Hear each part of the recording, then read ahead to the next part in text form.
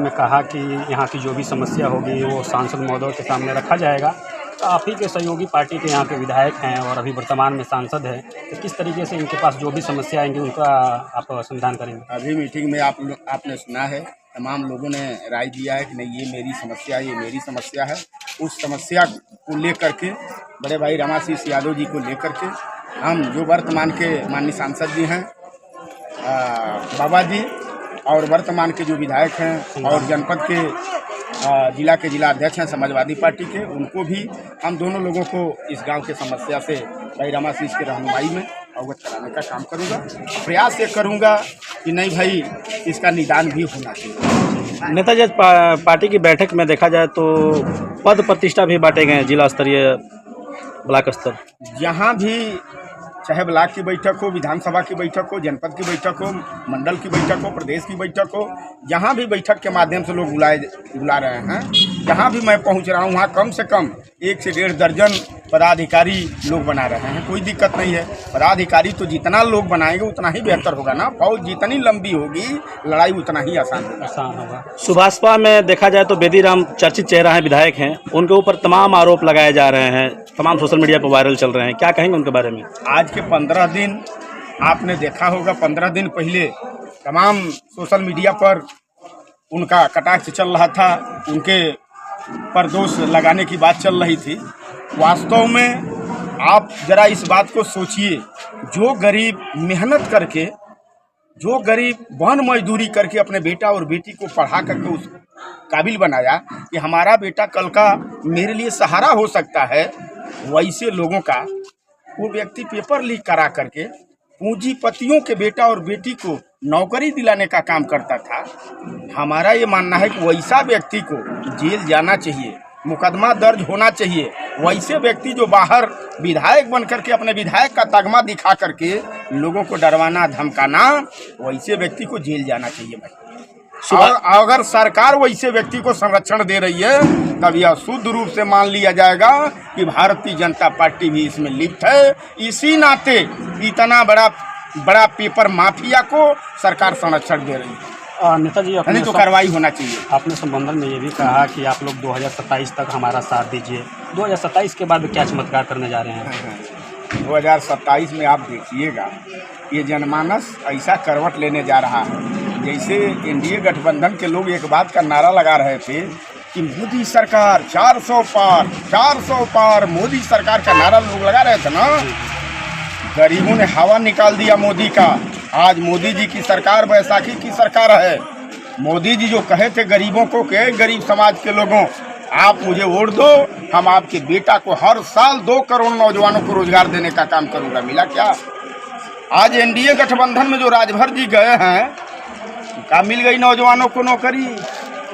NDA गठबंधन का कल तक राजभर जी विरोध कर रहे थे, मिल गया नौकरी, हो गया 1 से लेकर के 15 तक फ्री में शिक्षा मिल गया, गरीबों का बिजली मुफ्त में हो गया।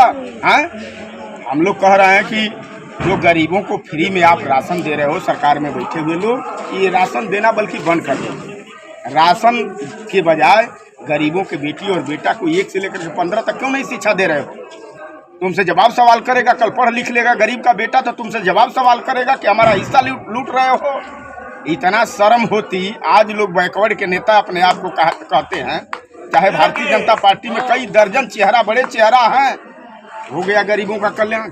जो 68,500 शिक्षक भर्ती थी, हो गया का? आज हो गया है 68,500 शिक्षकों की भर्ती हो गई। आज बैकवर्ड लीडर को दिखाई नहीं दे रहा है। शुद्ध रूप से ये मान लीजिए कि बैकवर्ड लीडर जो भारतीय जनता पार्टी में है वो अपना उल्लू सीधा करने के लिए है। गरीबों के प्रति उनका थोड़ा भी संवेदना उनके अंदर नहीं है कि गरीबों के बेटी और बेटा का कैसे हित होगा, उनका कैसे कल्याण होगा, उनके बेटा और बेटी को रोटी सब्जी चटनी कैसे मिलेगा, इसकी चिंता उन लोगों को नहीं है। उन लोगों को एक चिंता है कि हम सत्ता में कैसे बने रहे, बस इसकी चिंता है। सुभाषपा के राष्ट्रीय अध्यक्ष जिस तरह वादे उन्होंने किया, पार्टी बनी, आप भी उस पार्टी के सदस्य रहे उस वक्त, काफ़ी अपना संघर्ष किया, लेकिन उन्होंने तमाम वादे किए कि राष्ट्रीय अध्यक्ष भी चेंज किया जाएगा, मैं आजीवन चुनाव नहीं लड़ूंगा, फिर भी वो चेंज सब प्रक्रिया फेल होता हुआ नजर आया। क्या ऐसा तो नहीं कि महेंद्र राजभर भी आगे चल के फेल आएंगे उन्हीं की तरह? ना, महेंद्र राजभर असली महाराजा सुहेलदेव जी का वंशज है। उनके जैसा नकली नहीं है कि जूता पर थूक करके चाटेगा। महेंद्र राजभर असली सुहेल देव जी का वंशज है। ओम प्रकाश राजभर जूता पर थूकता और चाटता है। जो बात अपने जबान से कहा उससे मुकर गया ओम प्रकाश राजभर। कहा ना, आपने सुना होगा कि हम राजभर के बेटा को पुलिस सिपाही इंस्पेक्टर बनाना चाहता हूं। आज 22 बरिस हो गया, आज 23वां बरिस उनकी पार्टी को चल रहा है। कई लोगों को बना दिए। आजीवन चुनाव नहीं लड़ने का भी संकल्प खाया था उन्होंने। खाए थे संकल्प, तो भाई वो अपना बात कहते हैं, अपने बात से मुकरते हैं। तो इसी नाते हमारा मानना है कि जूता पर थूकता है वो आदमी चाटता है। जब पत्रकार पूछते हैं तो सर कहते हैं कि जुमलाबाजी है, क्या कहेंगे इसको? पत्रकार लोग सवाल करते हैं तो कहते हैं कि ये सब जुमला है, चुनावी जुमला। जब आदमी का खत्म होने का किनारा आता है, जैसे कुत्ते की, लोग गांव में कहते हैं कि कुत्ते की मौत आती है तो रोड पर जाता है, उसी तरह से ओम प्रकाश राजभर का खात्मा 27 तक होने जा रहा है ना। इसी नाते उनके जबान पर कोई कंट्रोल नहीं है। आरक्षण को क्या कहेंगे? आरक्षण दिलवा रहे थे समाज को ओम प्रकाश राजभर। आरक्षण तो सुहेल देव स्वाभिमान पार्टी दिला सकती है। आरक्षण का जो जिम्मेदारी सुहेल देव स्वाभिमान पार्टी के नेताओं ने लिया है, हम लोग 27 में समाज को आरक्षण दिलवा करके ही दम लेंगे।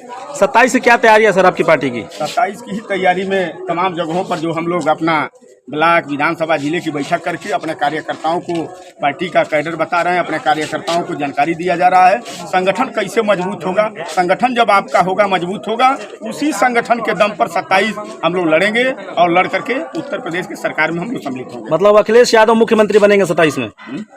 अखिलेश यादव जी मुख्यमंत्री बनेंगे 27 में? मतलब 27 अजूबे नहीं है ना, तैयारियों में लगे हैं अभी सर। 27 के लिए माननीय अखिलेश जी भी लगे हैं, 27 के लिए हम लोग भी लगे हैं। 27 के लिए लोकतंत्र में तमाम पार्टी है, तमाम पार्टी के नेताओं ने अपना जो आजमाइश में लगे हुए हैं लोग। सुहेल देव स्वाभिमान पार्टी का जिस तरह जनाधार दिन पे दिन बढ़ता जा रहा है कम समय में, तो अपने बढ़ते हुए जनाधार को क्या कहेंगे सर, साथियों को लेकर? बढ़ते हुए जनाधार और साथियों को लेकर के कहूँगा, ये लोग समझ लीजिए कि लंबे समय से समाज के तमाम लीडर पैदा हुए, लंबे समय से लोगों ने अपने अपने साथ चला करके वादा किया, अपने वादे पर खरा लोग नहीं उतरे। इस नाते सुहेल देव स्वाभिमान पार्टी के समर्थन में समाज के लोग खड़ा होते जा रहे हैं। आज के कार्यक्रम को लेकर दो शब्द क्या कहना चाहेंगे यहाँ की जनता? सफलता भाई यहाँ के नेताओं का, यहाँ के कार्यकर्ताओं का काफ़ी मेहनत रहा, जिस मेहनत के दम पर कार्यकर्ता बैठक सफल हुई। इस नाते कार्यकर्ताओं को बहुत बहुत बधाई और धन्यवाद दूंगा। महेंद्र राजभर जिंदाबाद।